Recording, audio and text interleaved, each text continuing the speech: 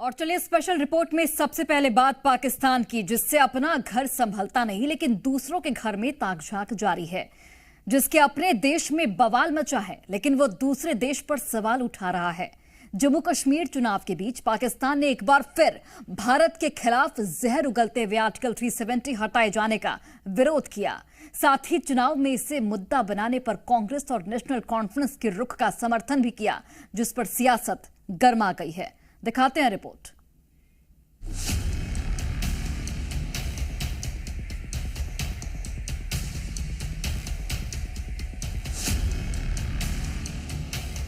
ये वो पाकिस्तान है जहां सियासी दलों में संसद से सड़क तक संग्राम छिड़ा हुआ है। ये वो पाकिस्तान है जहां पीओके में आजादी की मांग दिन ब दिन बढ़ती जा रही है। बलूचिस्तान में बवाल मचा है।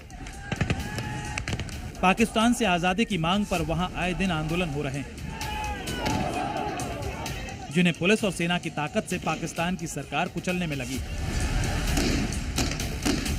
अपने मुल्क के मसलों को हल करने में पाकिस्तान की सरकार नाकाम साबित हो चुकी है, लेकिन अपने गिरेबान में झांकने की जगह पाकिस्तान ने एक बार फिर भारत के खिलाफ जहर उगला है। क्या हम ये कह सकते हैं कि आज पाकिस्तान की जो रियासत है और इंडियन कांग्रेस जो है वो एक पेज और नेशनल कांग्रेस एक पेज पे आ गए? इस इशू पे बिल्कुल हमारा भी ये डिमांड है। जम्मू कश्मीर विधानसभा चुनाव के बीच पाकिस्तान ने एक बार फिर आर्टिकल 370 और 35A पर विवादास्पद बयान देकर कश्मीर की ठंडी फिजा को गरमा दिया। पाकिस्तान के रक्षा मंत्री ख्वाजा आसिफ ने जियो न्यूज पर हामिद मीर के कैपिटल टॉक शो पर कहा कि हम जम्मू कश्मीर में अनुच्छेद 370 और 35A पर नेशनल कॉन्फ्रेंस और कांग्रेस के गठबंधन के रुख से सहमत है और पाकिस्तान सरकार जम्मू कश्मीर में अनुच्छेद 370 की बहाली चाहती है। इस इशू पे बिल्कुल हमारा भी ये डिमांड है। जब से ये मोदी साहब ने ये वार किया हुआ है, एक कारी ज़रब लगाई हुई है कश्मीर के स्टेटस के ऊपर,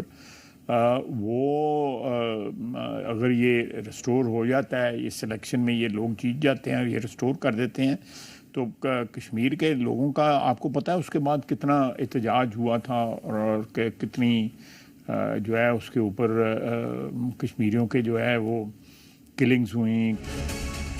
इस बयान के पीछे की वजह भी है कि गठबंधन में शामिल कांग्रेस और नेशनल कॉन्फ्रेंस दोनों ही पार्टियां चुनाव में दावा कर रही हैं कि अगर वो जीते तो 35A और 370 की सस्पेंशन को खत्म कर देंगे। इसी पर हामिद मीर ने पाकिस्तान के रक्षा मंत्री से सवाल पूछा था कि क्या ये संभव है।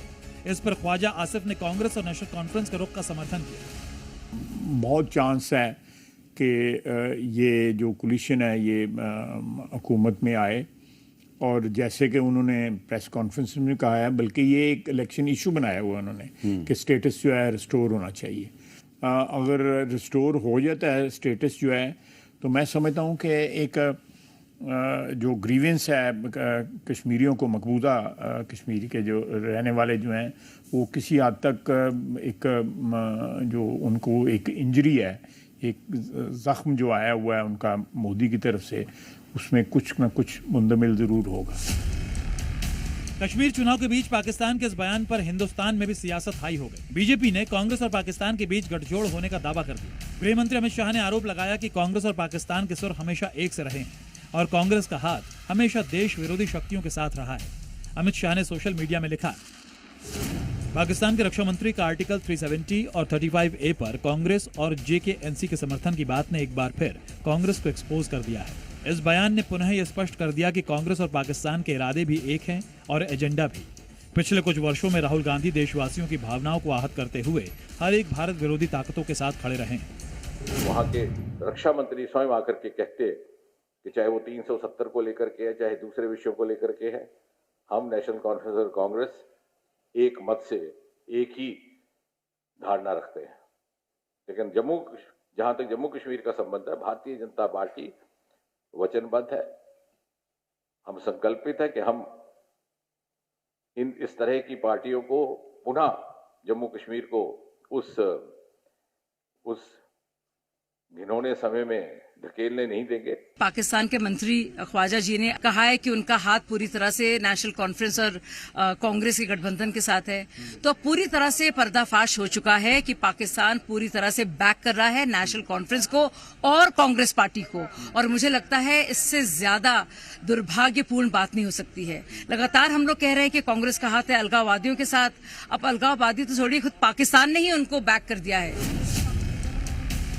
इस बीच नेशनल कॉन्फ्रेंस अध्यक्ष फारूक अब्दुल्ला का बयान भी सामने आया, जो अपने मुल्क के मसलों में दखल देने के लिए पाकिस्तान को लताड़ने के बजाय एक बार फिर पुराना राग अलापते नजर आए। हम लोग सारा गठबंधन जो है अपोजिशन का, हम लेके रहेंगे स्टेटहुड, ये याद रखिएगा।